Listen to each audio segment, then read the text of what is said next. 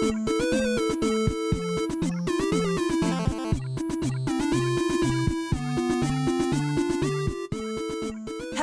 and welcome to a very special bonus episode of What Am I Rolling? A twice monthly RPG one-shot podcast, hosted by me, Fiona.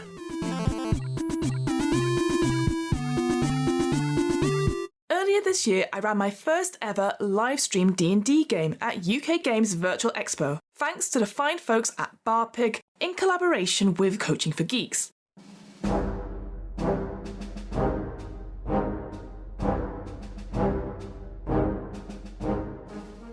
BarPig is the hilarious competitive card-based party game with social group activities and take-that elements. Inspired from games like Munchkin, Exploding Kittens and Ring of Fire, BarPig joins these greats as the pig-perfect way to liven up any party. Centred on a party of adventuring pigs challenging each other in a medieval tavern, BarPig combines uncanny levels of wit and humour with novel game mechanics that continuously engage all players throughout the game. Easy to learn, fun to play, BarPig is the perfect party game for anywhere, with anyone, at any time. Oh, and there will be pigs. This bonus episode is the audio taken from that livestream game, where the players used character sheets based off the original BarPig characters. I'm incredibly grateful that I got to DM for such a lovely bunch of people and to try out this interesting variant on the D20 system. You can watch the original video and more BarPig content on their YouTube channel. I'll put in links to both BarPig and Coaching for Geeks on the What Am I Rolling website and in this episode's show notes. One last thing before we begin. Naturally, there are times in this one-shot where the players and myself, mostly myself, get the rules wrong or forget something plot-wise. Also, whilst this was originally a live stream recording, there may be some times where it is unsuitable for an audio audience.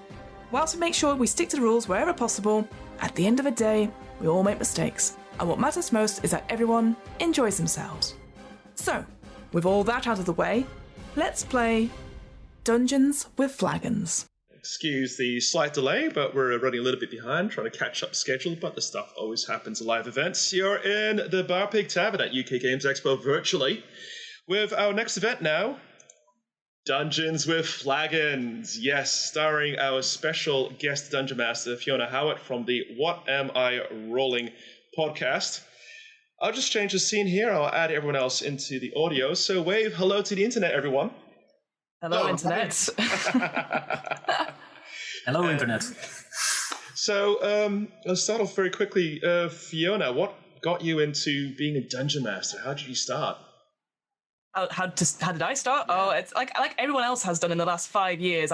Someone dragged me along to D&D, and I really enjoyed it. But then I didn't play it well for like a good 6 months until I actually got a book and read about it. Yeah. And then I continued reading lots of books and going, you know what? I could run it better than these people. It turns out that slight bit of confidence really does work. So, so that's essentially it. That's how I got into doing D&D and DMing. Fantastic.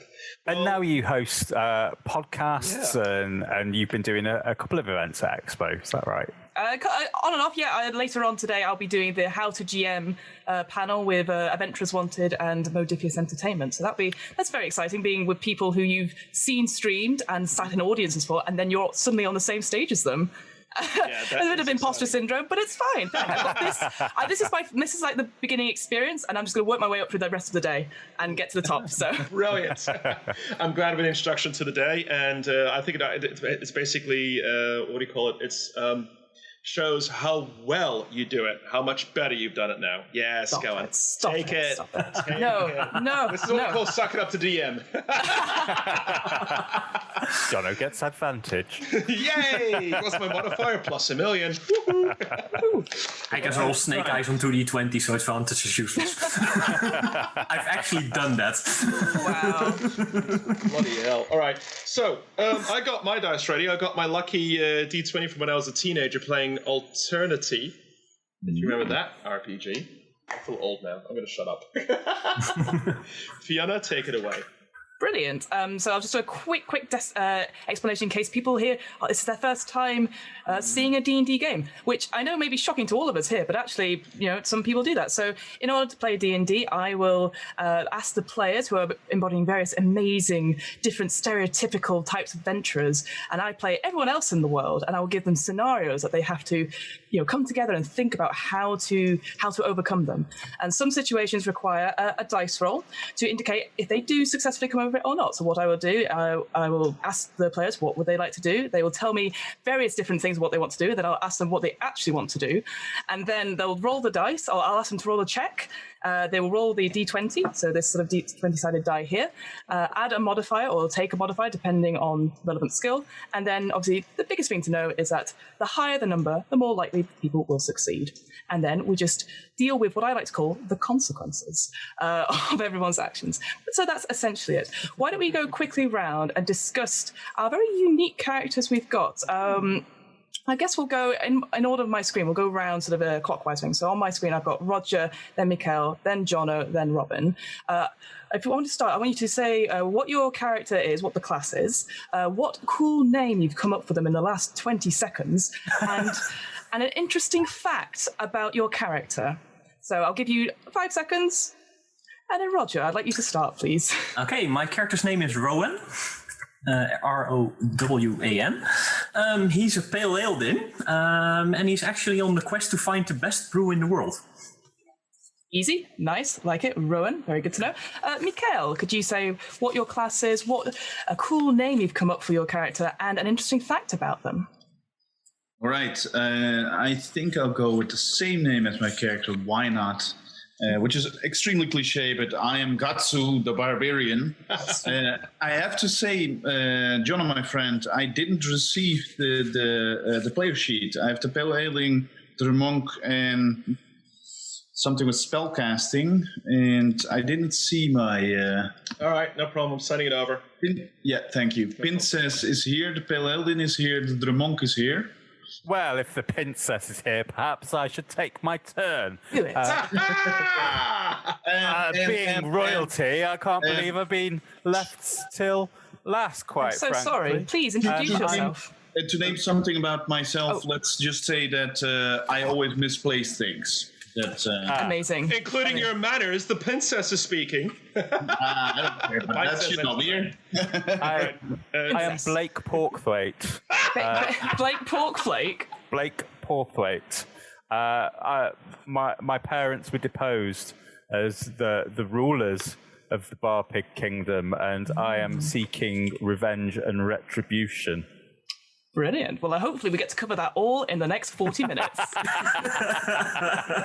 and Jono, could you... Stab someone. Done. It's so easy, isn't it? And Jono, could you say what class you're playing today, your character name, and a cool, interesting fact about them? Okay, so just a quick heads up for Mikhail, check your email. You should have it. Otherwise, check your spam, because everyone's emails are spamming. All right. You sent me a mail with a Zoom link, not with the character sheets. Goodness gracious. All right. You're terrible. Why are you doing this to me? All right. I'm going to get a character in 3, 2, 1. Oh, my God. What a great character name you've got. I love it. Oh, my God. That's going on my notes. I don't know my God. Hello, my name is my God. It's a very traditional pagan name, and I am I'm a monk of some type. So I think it'll be the what's the typical class again? It's not. I'm drawing such a blank right now. Druid. A Dremonk you've gone for. Exactly, I like it. Yeah. And what interesting fact have you got about yourself? There's nothing interesting about the Dremonk in my common, except that we make all the brews and we enjoy all the brews. So we search the lands for the most interesting brew recipes there are, and we try and collect these to our massive library and for our unspoken of very late parties. Excellent. Well, welcome, intrepid explorers and travelers. It is so interesting to have such unique individuals come together for this specific quest. But before we begin, what's special about BarPig D&D is that you come up quite nicely with different types of brew. There's a different types of brew or meal table that you come up with. So what I want everyone to do before we begin very quickly is to roll a D8 and tell me what number you get, and that will be your special brew or meal that you'll have along this quick scenario. Jonah, I got another problem. I don't have dice here, so you need to roll for me, buddy. Sorry. Or you can use a dice roller online. Or There's Google. probably one online. Google yeah. roll a d20 or d8. I actually have some kind of drunk die here, I guess. Whoa. That looks interesting. Yeah, it was somewhere in between my dice. Love it. A D8. An 8. An 8 for the...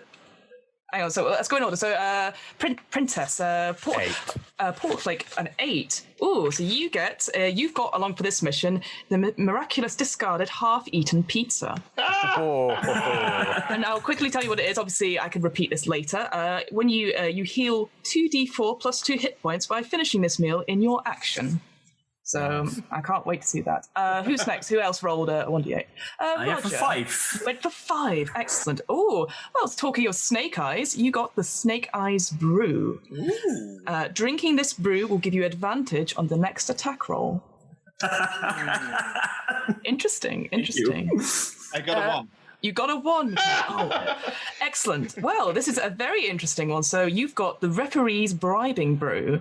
You make a deal with Lady Luck for all the tavern owner. I assume that's me. And you can use 1 luck point within 10 minutes for drinking this brew. So what I'm going to say, you will be able to use re-roll again and use that result if it's higher. So sounds good. And then finally, Jono, what did you roll? Oh, the Armagod has rolled a 3. A 3. Oh, this seems perfect. It does, doesn't it? Yeah, you get the douchebaggery brew. Sometimes things get ugly, and this brew gives you 3 shots of douchebaggery. Drinking a shot of this will give you the skill to impose disadvantage on the next attack against you. It's so much like the card. Oh, that's amazing! That's the actual card from the game, yeah. Fabulous. Okay. Brilliant. So we've all got that. We're all feeling good and chill. Mm-hmm. I guess we should just begin then. I do a little thing. I have a little thing I need to read, which I wrote maybe 20 minutes before the session. So do forgive me if I'm looking off to one side. So. Along the road to the capital, past by the walled fortress settlements, there is an inn. Nobody knows how long it's been there for.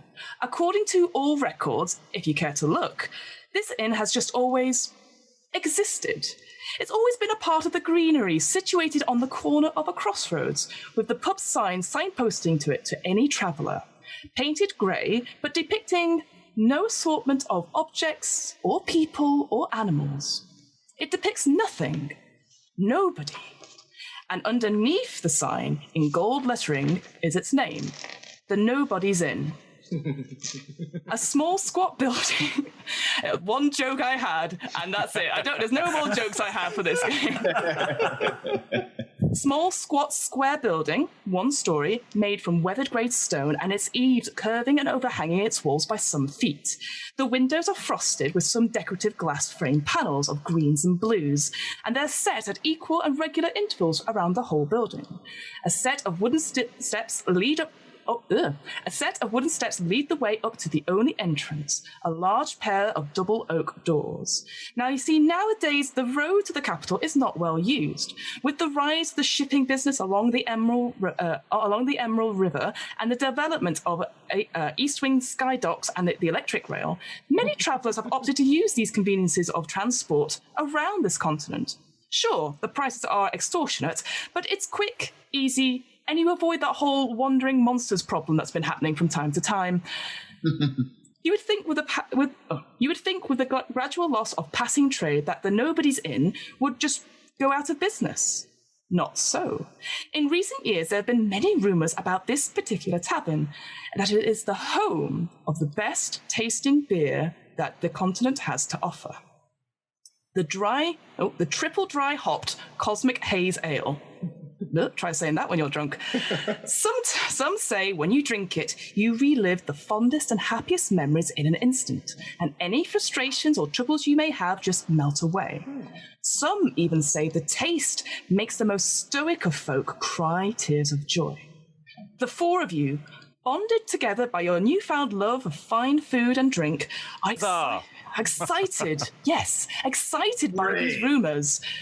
You've just finished up at the last settlement in famous pub crawl, 13 drinks, 13 taverns, 13 minutes, and you are now looking for a new challenge. Your plan is to get to the Nobody's Inn by nightfall and do whatever it takes to just have a small whifter of that triple dry hopped cosmic haze ale. So, I would say, just again being aware of time, you're already on your way to the tavern. I want to know who is leading the way. What kind of things are you doing to get to the tavern? You have been pointed out from various locals from the previous settlement where to go. But what are you actually doing in the journey on the way to this next pub? I'm trailing behind, looking at all the wildlife, picking up flowers, just enjoying the moment. Enjoying the time. And Perfect. very pissedly so. Leading the way, I'm the barbarian, so that comes natural. I battle my axe ready, and I'm just swinging at grass. I need something to swing at. Amazing. Yeah. Die, grass! Die, grass, yes. Until I misplace my battle axe. But that will happen, probably. Indeed, Gutso, indeed. I'm trying to keep everybody from getting hurt from the barbarian. Fantastic. So I'm guessing, Pine Test, are you leading this motley crew Currently then? so. I'm leading this motley crew and whining and complaining all the way there that I'm used to better than this, and why aren't you carrying me? Exactly. Well, excuse me, Pine says. It seems rather unfair, to be honest with you, but it's okay, because Pine says, I want you to make me a survival check. And it seems like none of your companions are helping you, so you're just going to do a straight roll. See if you can find your way. Sorry, point of context. If I'm meandering around looking at the flowers and stuff, do I? No, I've got like a -20 on my perception modifier. Never mind. 12. 12. It's easy enough. It's easy enough. You're sort of making your way. Every time you have to be like, will you just hurry the bloody hell up. You are desperate to get to the Nobody Inn, and eventually you see it in the distance, the squat square building with lights coming out it. And what's interesting to note as well, maybe you just take an extra half an hour or so, because I assume you're walking there actually, if you're saying you're not being carried. There's no one else on the roads. There's no other carriages. There's no other locals coming the other direction. Absolutely nothing. It's quite quiet. And in the distance, you hear the rumble of a storm coming in. What would you guys like to do? Well, I'm not getting these clothes wet. We're finding shelter immediately. I suggest we go to the inn and you stop funnying around. You'll have someone's tail off with that. Who, me? Would you like a flower? Oh. In my hand. It looks amazing. Yeah. Thank you. So we're of course making our way over to the inn, but we're not there yet. Is it far to go? You think you can get there in the next 10 minutes. So I think what I'd like to do, I would ask all of you actually, is describe one thing you notice in the next 10 minutes that gets to the end. That doesn't necessarily, impact the entire plot and say, well, we're not going there anymore, but just something you notice that's very like, oh, that's very odd, and you wouldn't normally see that on a night out. So we'll go for Mikkel first, if that's all right. What interesting thing do you see along the way to the Nobody's Inn? To Nobody's Inn. Well, I picture a small creek with a bridge, with a crickety wooden bridge, with a standard, why not, a standard bridge troll. Or without, maybe it's a mask, maybe it's not a mask. It could be a bridge troll or not. Somebody posing as a bridge troll. That's up to you.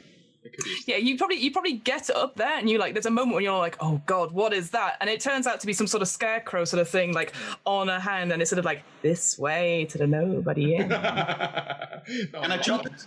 I want to chop it either way. I mean, it starts to do its big scary thing, and it's dead. Like you cut it off. Yes. I look over to Gutsu and I go, was violence needed for this? Perhaps he was going to help us get to the inn. Who cares? That My axe need blood or wood or splinters or anything. No, my friend, your belly needs love. Can I give him like one of my little bottles of brewing to like maybe sedate him a little bit? I think he's way too violent. If you choose to, yeah, absolutely. Okay. Describe how you do that. All right, so I lean up and I go, my friend, you are being far too caught up in this world of violence. You need to take a chill moment. And I literally then, as he leans back, slip a little vial of something in his mouth. Unless he wants to stop me, and yeah, no. I'll let it happen. Okay. Good, because it's almost sedating you. You are literally going zombie mode. You are totally chilled out now. You're welcome. I can still hold my axe, right? Or do I drop it? I assume you got hold of it, but it's at a slight angle. You're just you're not like gripped up here like you would normally. Right, I'll say that's what Jono does. As sort of their sort of action, and then we'll go to Roger. What interesting thing do you find or see as you're progressing to the Nobody's End? It's the thing about that bridge that Troll is guarding. It is not a complete bridge. It's only half a bridge. Excellent. So yes, so there's suddenly you get halfway and you can see there's like a 5 foot or 10, let's say 7 foot gap. We'll go between 5 and 10. We'll take the average. And yeah, exactly. And you're like, damn, how are you guys going to get across? I guess. Yeah, after we get past the troll. Well, so the troll, the sort of scarecrow troll, has been decapitated by your barbarian friend there, and it's lying completely on the ground. So now we have to pass the bridge. Pinecess, is there anything that you see or anything you do at this moment? Yeah, looking down, I see that the creek is full of angry alligators that are leaping up. Well, I don't intend to get eaten today. Perhaps using my rapier. We did train in the finer arts. You did? Perhaps I could just sort of javelin myself across using my rapier. Really? That sounds amazing. Could you do for me a acrobatics check? Oh. No. Oh! I absolutely can. 14. 14. And interestingly enough, again, because it's only a thing, you maybe take a bit of a run up and you go, ha-ha, and sort of pin yourself across. And it, compared to the rest of the three of you, it actually looks pretty good. Pork Blake has sort of done it, and it's on the other side. Okay, I Easy, boys. Follow me. I'm standing in awe, and balance is an issue. So I think, to the gods, I make a run for the bridge, and I try to leap the gap. All right, acrobatics check for me, please. Mm-hmm. It's +2 modifier, so D20, right? Yeah, that's right. Oh, you mother poop. It's an 8. Oh dear, you sort of do it, and it's almost like a moment where you're like, haha, and you're sort of flying in midair. Yeah. Even though it's only 7 feet, it feels a lot longer at this point. It's a lot longer. You miss by maybe a foot or two, and you go and you fall onto the head of an alligator. And what I would say, again, for expediency's sake, you'll take maybe, I think you take about, you know what, fuck it, I'm going to roll for it. You take 4 points of sort of piercing damage as you are almost James Bond-esque, like jumping over all these heads of these crocodiles. Snapping at me, of course. Snapping at you, and you maybe get your bitten on the ankle, and you get it to the other side, and you are drenched, you've been bitten, and not very good. And I look up and I say, well, at least it's still dry. Then it rains. No. Gutso, how are you going to get across the tiny gap in this bridge? Yes, you. Well, I noticed that my acrobatics are +4 and I got a +2 on my dexterity. Mm-hmm. So I'm going to do like a triple somersaulting through the air, trying to show off my enormous, blazing, protruding testosterone that is beaming everywhere. Mm-hmm. So I wanted that, but I probably got a penalty, right? Because one of my stupid friends is... You do. So in your head... Critical fail! This is what you're planning to do. This is what you've got to do. So what I will say, you do a acrobatics check, but you will do it with disadvantage. So that means you roll the dice twice and take the lower result. Yeah. Mm-hmm. Lower result with 6, right? Yes, on the we're result. still with the modifiers. Yeah, absolutely. Yeah, okay. So the first is a 19, and the second roll is a 6. Ooh, that's 12 in total. 12 in Do I total. make? You do make it. It is not as impressive. Not as impressive as you thought, though. It is definitely in your head. It's almost like Olympic style. You take that moment, you breathe, the eyes come in, and you sort of run, and you do your triple thing. To Rowan's character, you just see it like sort of like almost like belly flop, and you get pretty much all of the way on. Yeah, I don't care. You don't care. You did it. Is it like the bus jumping the bridge in speed? Exactly that. And Rowan. I am not going to do anything graceful. First of all, I'm taking a sip out of my wine flask because I really need a bit of courage to go past this. Excellent. Second, I'm just gonna run as fast as I can and propel myself forward as strongly, as fast as I can, and hope I make the other side. That's basically my fingers crossed. Can we aid him somehow? Can we describe how you would aid it? Are you going to try and catch him, perhaps? Yeah. Shout inspirational quotes. I think a barbarian on the other side might help. Yes. I will say you've got what I will say. You Rowan, if you make for me an acrobatics check, and then Miguel, can you just make for me a straight strength check to see if you can reach out, and if you can catch him, if you're able to pull him up. Yeah. Well, guys, wish me luck. I have -1 on my acrobatics. All right, let's see it. Can I use my athletics? Yes, that's 2. -1 is 1. Yay! Well done on my rolling again. Brilliant, very good. Sorry, Miguel, you had a question. Sorry. No, it doesn't matter because I rolled 19, so I succeed. Yeah, so what I would say, what happens, Rowan sort of again, all amazing pale Aeladin armor, it's does almost like a little hop. It's not even a long jump. A hop. You have almost Stretch Armstrong arms. So you sort of and you hold him, and it is a lot. He does dip down slightly, so I'd say your boots do get into the water a little bit, Rowan. You do take 6 points of piercing damage as a big crocodile sort of goes. But you're able to pull him up over this bridge, and you've now succeeded in the teamwork challenge, guys, which wasn't necessarily all about teamwork, it seems. Obviously. I'm so glad I spotted those alligators. Well, that went well. Regardless, you've made it across this bridge, and you are heading up to the Nobody Inn. And again, as you're getting there, you see there's the bright lights coming out from it, and there's the sound of talking and laughing. And you are outside, and you look around, but it's interesting. Again, you've not seen anyone else.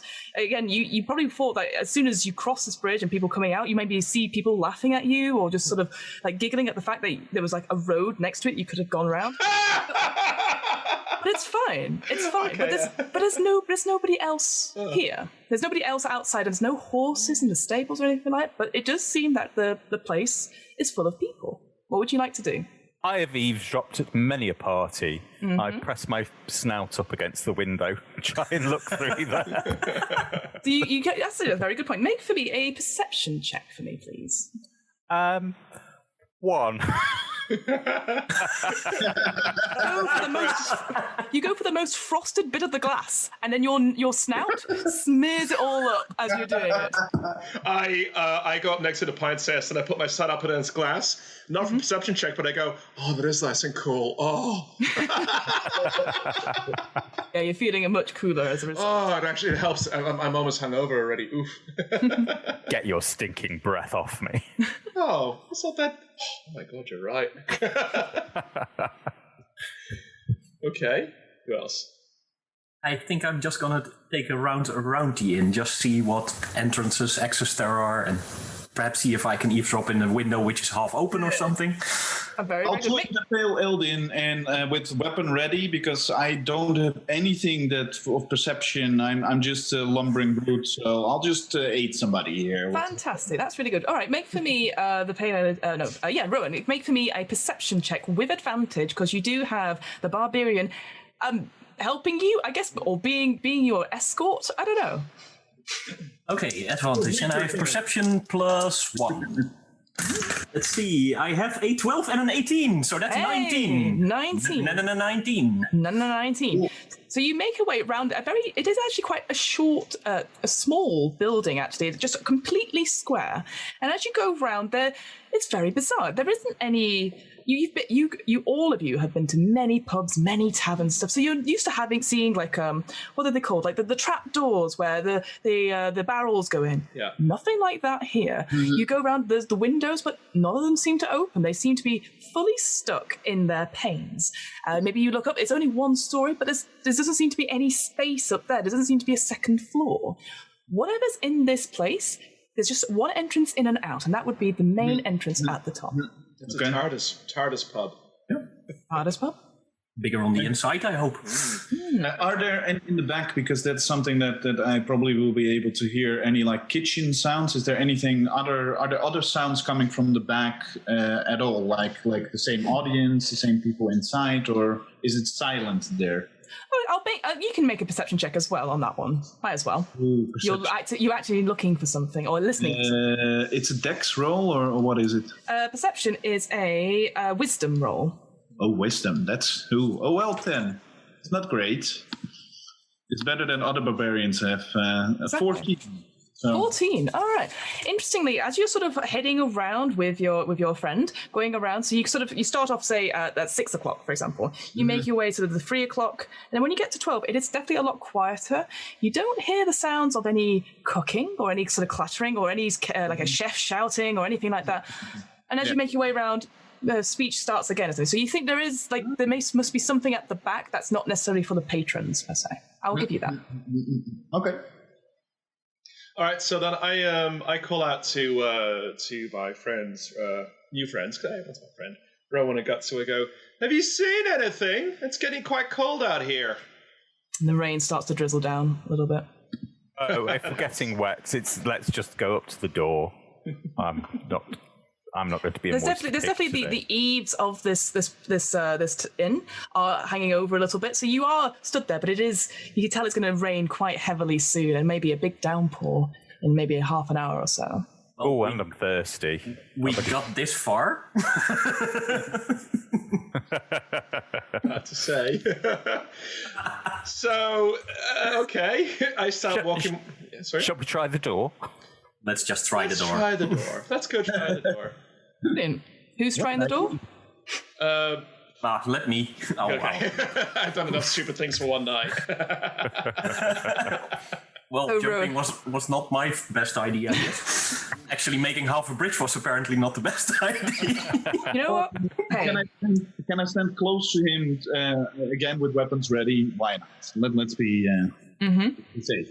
Yeah, absolutely. So, Rowan, you go up to the door with Gutso behind you, and the other two sort of standing a little bit shivering in the cold now. And you sort of put your hand on the door, and it creaks open, and the music and the noise starts to sort of come out and leak out of the inn.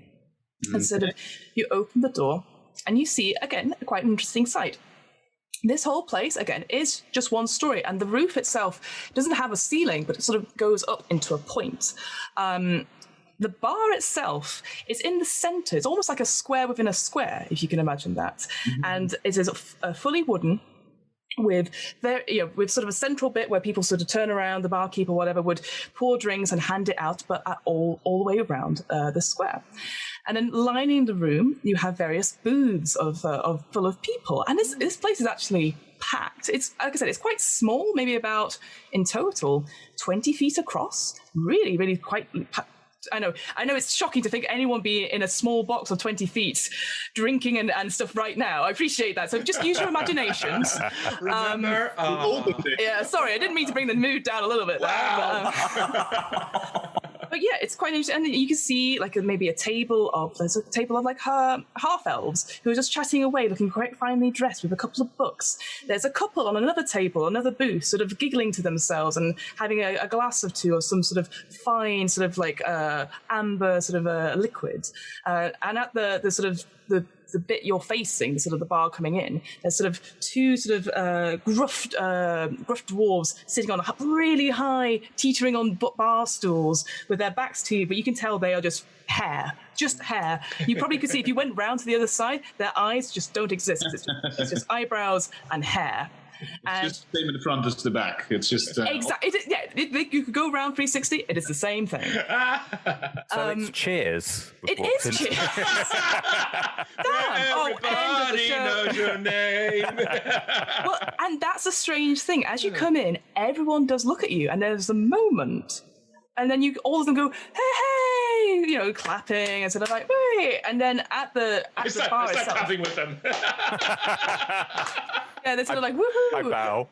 And you see there is a barkeep who's just cleaning glasses, a sort of tall gentleman, round like a barrel himself, and he's like, oh, good, just in time. We're just about to start the quiz.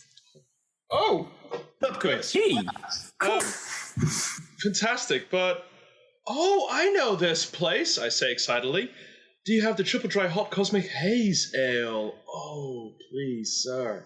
Why, yes, we do. Yes, we do. But as you can tell, we are quite famous for it. If you've come all this way, then you must be here to try it. But, well, only those who prove themselves worthy are allowed to taste it. And there's a couple of people go, oh, yes, worthy. Oh, I'm so glad we're here, Margaret. Oh, me too. You know, that's sort of general chitter chatter between patrons. And Margaret. I look to Margaret and I go, yeah. Finger guns back at you. Sorry. Yes. Well, if you're all here as one team, will you just sit yourself down and booth? You've got to come up with a good team name, and then we'll ask a few questions. And then if you are proved worthy, why, you can taste it, or at least one of you can taste it. Okay, I'm doing an acrobatics check to see how fast I get to that booth. Go ahead. That's a 5 plus a 2. I'm drunk. Yeah, you just turn around, and you turn around too quickly, and you just onto the ground. Can I kind of like handstand over him, somersault into the booth? Do an acrobatics check. No, why not? I got it exceed 15, so that's 21. We'll see. I think you can. You use the Dramonk's sort of velocity, or the sort of movement, to actually springboard off and sort of like sit down. And as you sit down, you notice that it is very comfortable. I won again. The barbarian always wins. You're like, yes. Your feet clatter, and you look underneath you, and the whole pub itself, you notice, is just a grate. Like underneath things, you know, like if you see like a sewage or anything like that, it's just grates everywhere. And then when it gets towards the bar, there is a rug. But there's no actual wooden floor or stone floor. It is all grates as you sort of sit down and hit on something like, oh, interesting. Grates. Ooh. Yeah. Okay. Can I'll head to the. All the booths are the same. They're the same size. They're very uniform, like the same. Okay. Yeah. They're not all of them. I mean, some of them are full, but those that have people in are packed with people. You look around. You think there's about 10 other people in this place apart from yourselves. That's what I'm saying. It's quite compact as well. Yeah. Sorry, Porkflake, you were going to say something. I was just going to elegantly, but very demurely, not trying to draw attention to myself, head to the booth, and then I'm going to use my rapier and see if I can very stealthily pop the grate up, see what's underneath. Nice, go for it. Use sleight of hand, I'd say. Sleight of hand. Because you're trying to just do it sneakily, I guess, like sort of like 15. 15. It takes a little bit of time. Maybe you're just trying to just plop it in there and sort of like wedging it, and then you just hear it, and it sort of, you get one of the tiles, one of the great tiles loose as you pop it up a little bit, and you sort of look down, and you can see there's maybe like a 5-foot gap, I guess, but it's all dark down there. You can't really see much down there. Hey, Rowan, what were you thinking? I'm going to pick up the Dramonk, so I grab him by the collar and hoisting him up, and then I'm going to slowly guide him towards the booth. It's sitting here. That's good. I think he can use the guidance. Excellent. So you're all sat, and then the barkeep goes, excellent. Well, I'll get out the quiz master, and it's a woo, yeah. I'm so glad we're here, Margaret. Again, over and over again, and almost from behind the bar itself rises a figure, sort of a long, lanky, sort of female elf with sort of tied back, braided hair all the way down her shoulders, all the way down her back. Very sort of slight, her hands sort of templed together, and she's like, yes, the quiz can begin. And she sort of says, make sure you have a quiz team name ready. So I'm going to give you 2 minutes to come up with a really good quiz team name. And if it's good enough, I will give you inspiration to see if you can answer one of the questions I've got on my list. The porcupines tell no lies. That's pretty good. Any other suggestions? Frantic Googling of good quiz names, I know. Yeah. Let's consult Google for this. What did you say, Jonah, again? The porcupines who tell no lies. The porcupines that tell no lies? Yeah. Oh, well, I will go with that. Yeah. I mean, I'm just stabbing in the dark, but that's pretty much my character's I hold up my axe and say that is an excellent name, and I slap you on the back so hard that you're not drunk anymore. Does he have to roll for that? Can I? I want to see how hard this is. Yeah, do it. I'll be prepared to pick up the Drumonk again. A strength. I mean, there go my hit points. Great, thanks. 15, plus 2 for strength is 17. 17. Okay, can I resist that? Yeah, you're not. I'm not going to say you to take any damage from that, because I think like he's not trying to hurt you. He's just trying to be. But like you like and you are going to feel that tomorrow. Yeah. It's like has he cracked my ribs? No. It's just going to bruise really badly. But you're okay. You're like whoa. And you're aware of your surroundings. Okay. I just let the silliness out of him, but I failed. There's too much silliness. How long have we been friends? You know this. I know. I keep on trying. So the team name you're going with, are you happy to go with Porcupines Tells No Lies? We could also go with We're Gonna Feel This in the Morning. Well, do you want to split up into 2 teams? That's what I want to know. Oh my goodness. Well, not necessarily for me. I think we best stick with team. Stick with the first one. Fair enough. So what happens is that you sort of wait, and then what's interesting, actually, all of you make a perception check. Actually, let's get you all doing some rolling. Yay! Perception is wisdom or intelligence? It is wisdom. Wisdom, right? Yeah. It's 13. 13? 7. 7? Yeah, 7. Just 7. All right. What about you other two? 14. 14? Plus the 3 is 6. Sure. So tip the 2 people who have been sort of like monkeying around with this don't see shit. Surprise! But that's fine, because Pinetess and Pale Aeladin, you notice that no one has approached your table. No one has come and actually offered you a drink. You're looking around, seeing if there's like a sign saying, "Oh, no table service." No one's actually given you pens and paper for the quiz. Everyone's sort of sat in their spaces. They're still talking. They're like, "Oh, Margaret, that's a nice coat. Oh, thank you, Marjorie." And then they're all called Marjorie for weird reasons. I'm shooting so many looks at Margaret right now because. Well, she looks back and it's like double eyes. She's like, she's ready for this pub quiz. But again, there's no paper, there's no pens, there's nothing handed out. And you've all been to inns and stuff before when they've had these sort of pub quizzes. There's always something like this, surely. Yeah. Can I shout? And I think that my character actually, he's not wise, but he would shout it probably. Bartender or something, or barmaid or anybody. Like, does anything happen? Can I do that? That's one question. Absolutely. Bartender here, ale here now. Is something happening, or that's it? The barkeep sort of goes, "Oh, we'll be with you in one moment, but we're waiting for the quiz to start." And it continues to, but you can see all behind him is tons of ales, tons of this is where I'm very bad because I've not been in a pub in ages. Bottles full of stuff. The classic things are behind you. Yeah. That stuff that we all remember vaguely. Yeah. But looking at it, you look around. Actually, all of you, and again, the Pale Ale and the Pintess will see this. Nobody else has drinks either. They're just sort of sat, talking animatedly, but no drinks, no food, nothing on the tables at all. What does the elven quizmaster do at the moment? She has her hands templed as if she's ready to start the quiz and is just waiting for a moment for people to be like, we're ready to start the quiz. Okay. Do I recognize her? Would I recognize her? Would I recognize anything about her? Maybe like any symbology, some kind of artifact or article she's wearing? Make a religion check.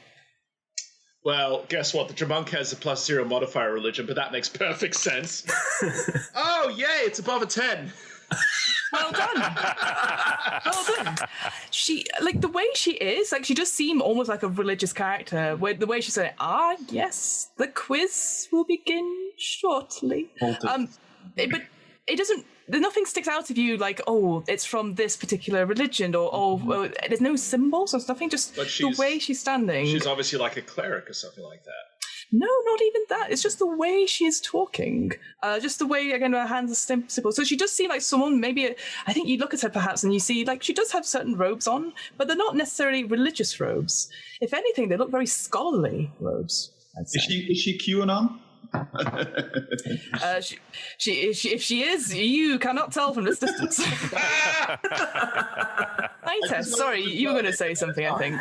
I will keep the rest. I will just forget about the rest. Okay. Sure. Tess, you were going to say something, I think. Wasn't sure. Oh, I'm going to ask Margaret what's going on.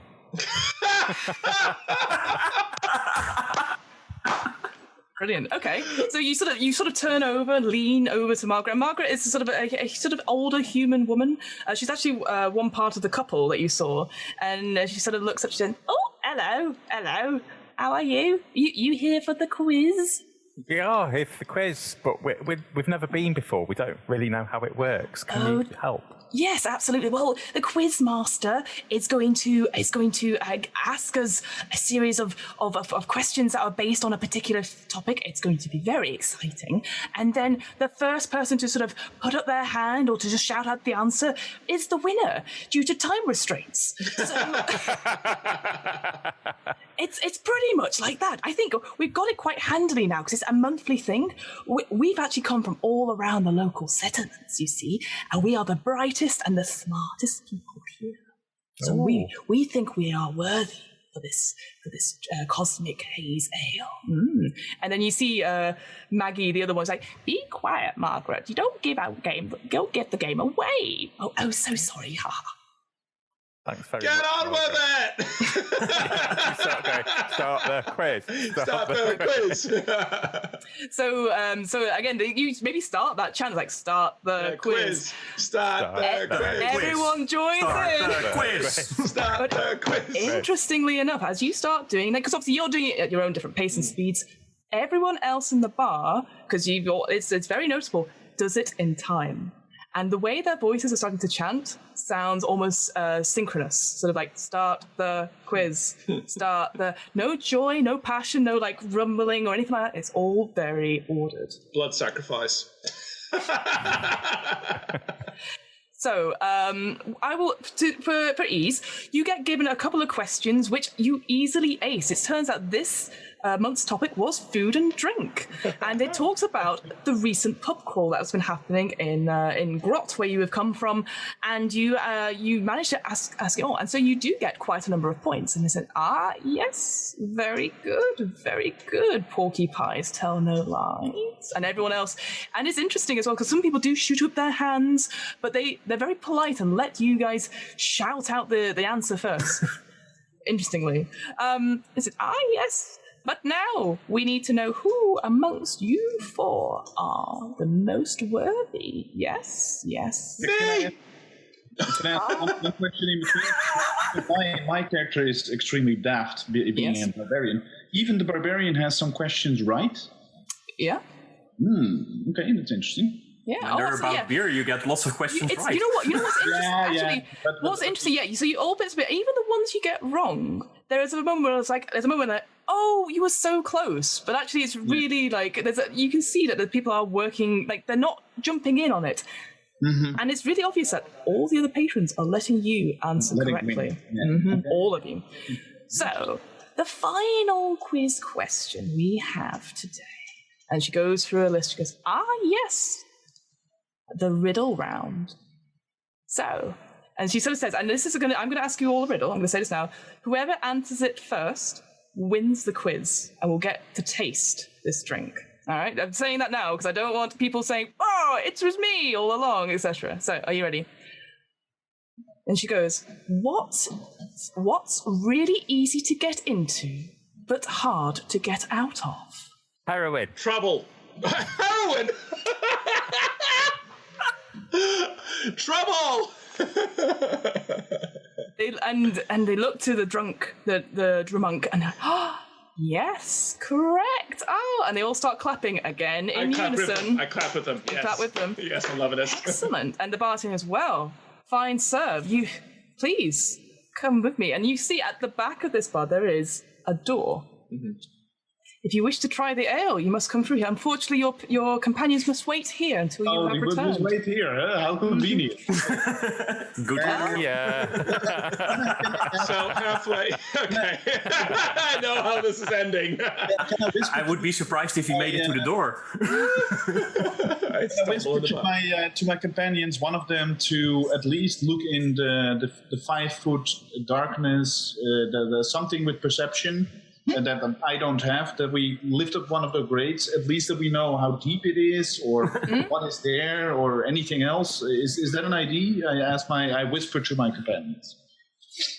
I'll try perception. Yeah, go for it. Can we learn anything more before we go? 20! Hey! I believe you, my friend. Oh, fantastic. So so as the drummonk is sort of being cheered, like getting up, and again everyone's sort of clapping in unison, you're sort of getting up. Again, nobody else is getting up. It's just you. No one's coming over to congratulate you. And you start, I would say, slowly to make your way. The barbarian, you sort of poke to the pale ale lid and it's sort of like look down where the pint has sort of opened this gap. You look in. That natural 20. You see a horrific sight because you put your head quite all the way in. I'd say, it's easily. I'm not going to be bothered about it. It's like look at this space. If anything, you upend yourself, like rotated. Pair of trotters. Yeah, I'm glad I didn't roll a 1 on that one. Oh God, somebody would be stuck, wouldn't they? You look. There is first of all, what hits you is an horrible, horrible smell, like sulfur, like into your snout, like ugh. And the next thing you see, as your eyes slowly adjust to a little bit of darkness, you see this whole cavity, as it were, is completely like it follows the whole run of the pub, of the inn.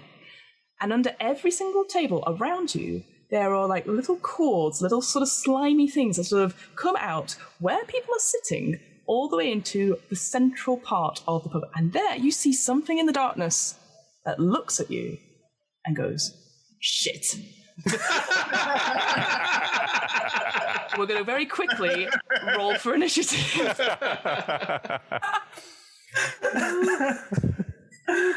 Initiative -1. Oh, well, let's see. 18 plus 17. 2. I'm 16. 20. One at a time. Sorry. Initiative for everybody. That's okay. We'll go around. So, Rowan, what was your initiative? Sorry. 16. 16. 16 for Rowan. Gutso, what was your initiative? Sorry. It's D20, right? D20 roll, but I don't know what. It'd be D20 plus your initiative. I've got your initiative here. It's +2. So 17 in total. Like 15. 17 in total. Very good. Pintess. Porkflake, what have you got? 8. Oh no. That's my roll usually. Not this time though. And then finally, Dramunk. Ah, my God, what is your initiative? A 20.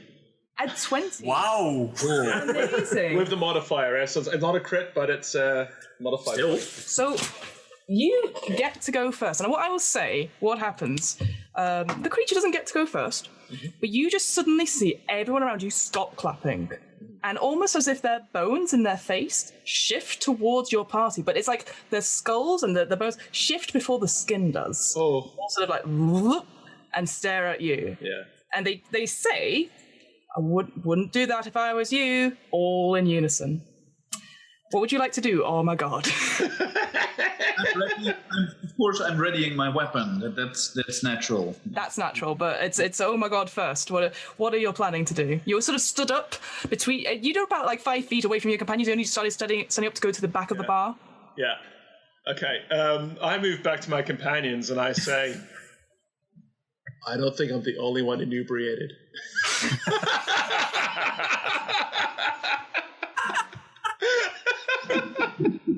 And then, because I have to hit in a moment, do I also notice the creature underneath the thing? You probably step back. You see your friend, the pale Illidan, with their head stuck down, and you probably surmise there is something underneath this tavern, but you don't know what. I go have a look. You do. You push your pale and you go, oh, that's what it is. Okay. I'll say for expediency that will be your whole turn, though. Thank you. I agree. Fine. It's now the Oblex's go. So the Oblex gets all of its simulacrum to stand up, surround your booth, and say again, don't do anything you'd regret. Again, all in different voices. Even Margaret, standing right next to you, Pinetess, like, don't do it. Oh, and Maggie's like, shut up, Margaret. But they're gonna hold back because they want to see what all four of you are doing. It's now Gutso the Barbarian. So I'm wondering what's gonna happen. Well,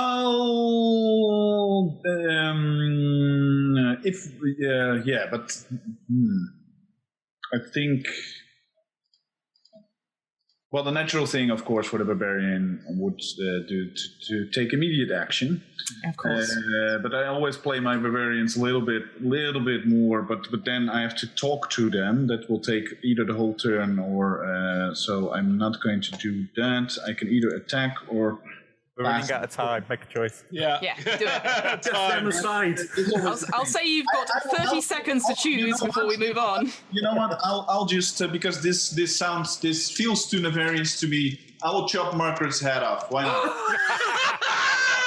I'm a barbarian. What do you want me to do? Not Margaret. Not Margaret. Okay, fine. Make an attack roll for me, please. Cool. Yes, what we'll do, we'll go through people's actions and then 18. We'll somehow finish it. 18, that is a hit. Roll your damage for me, please. Do you want to, as your special action, I believe you've got something, which is, that's the pale Illidan. Yeah, but that's only at second level, or we all are second level. You are all level 3, I was told. So, okay. So you can, yes. Oh no, because you're the barbarian, not the paladin. Never mind. This is not, unfortunately for you, this is not an object or a construct or a structure. Oh, okay, because then I would have double damage. I understand. Exactly. Let me have a look. I have battle axe D8. Moment, please. That's okay. And if the other two people have an idea of what their action is as well, because again, I'm aware the stream is overrunning slightly. Are there still people besides Margaret covering us? You've got quite a few people. You've got the half elves that sort of stood up, all like the eyes now, and that's when you all see it. Their eyes, they're not yellow or horrible like that. They're just almost like jelly, like a horrible sort of like just see-through gluttonous jelly that started to ooze out of their heads slightly. Oh yeah. So what was the damage? Sorry. What's right to do. I don't. They sound ugly. We have to eradicate all ugly things from this world. Wow. What was the damage? Sorry.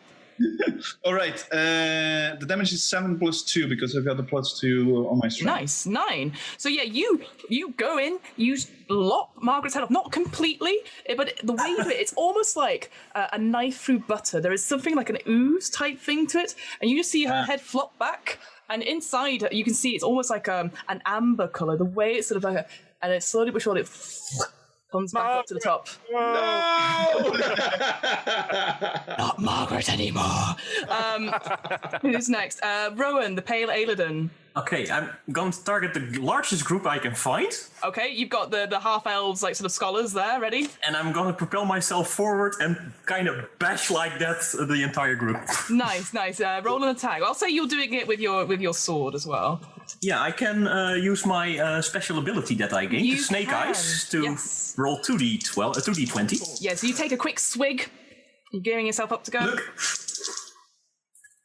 Geronimo! 12 and a 1. I think you're going to take the 12. I'm going to take the 12 with the strength plus 5, that's 17. An easy hit. And I'll say it again, just for expediency, sorry about the dice rolls here. You go in, you are just like trying to cut through, but it's the same effect. They are taking damage, but again, they're not it's slowly getting back up. It's almost like a sticky sort of treacle sort of coming in. Pintess. I cast Friends on the monster.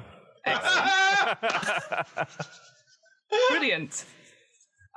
Say, I'm not with these. I'm off. Bye. You know what? You know what? That's so cool. I'm going to let it happen. I'm not going to do a saving throw or anything. There's a moment where like Margaret sort of stares eyes at you and goes, "Be safe." And then it sort of parts like the Red Sea a little bit and let you sort of trot out. And unfortunately, Pork Plate, you look back at your friends and they're like, in the middle of this sort of fight going on, and the doors shut. and that is where we're going to leave the nobody in for now. Maybe we'll come back at some point. I'm so sorry we overran a little bit, but thank you so much. Fiona, that was insane. Everyone on the stream has been loving it as well. Margaret is a favourite. Yes! Raymond from Board Game Heaven has said we should burn the pub down to fire, but that's later. That's for round 2 if the Pines test comes back to save their friends. I love it. Thank you so much. It's been an absolute pleasure. I'm definitely going to follow your podcast. I already added to my list, but I'm going to start listening after and stuff. It's been a great pleasure having you DM us. Wonderful. Robin, Roger, and Michiel, thank you for joining us as well. Of course, always. Absolute pleasure. Absolute pleasure. Agree. Totally wonderful, Fiona. Thank you so much. Yes, have a DM. Thank you. Yes. Great. For something I wrote in 20 minutes, that's gone really well.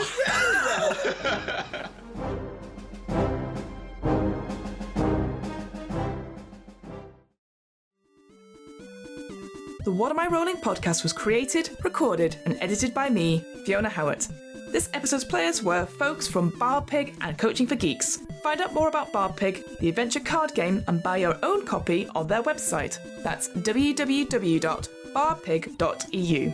Find out more information about Coaching for Geeks on their website, www.coachingforgeeks.com. This episode's game was Dungeons with Flagons, a D&D mini-adventure with a BarPig twist. Whilst the base game is based on the D20 system, you can find out more information about the BarPig-themed rules used on their website. The theme music was 8-Bit March by Twin Musicon of twinmusicon.org, licensed under a Creative Commons 4.0 license. If you want to find out more about the podcast, check out the website. That's www.wairpodcast.com. Fancy getting in touch? Email the podcast at whatamirollingpodcast@gmail.com. Finally, follow the podcast on Twitter and Instagram at WAIR_podcast for latest news on upcoming episodes. And remember, adventurers need not apply.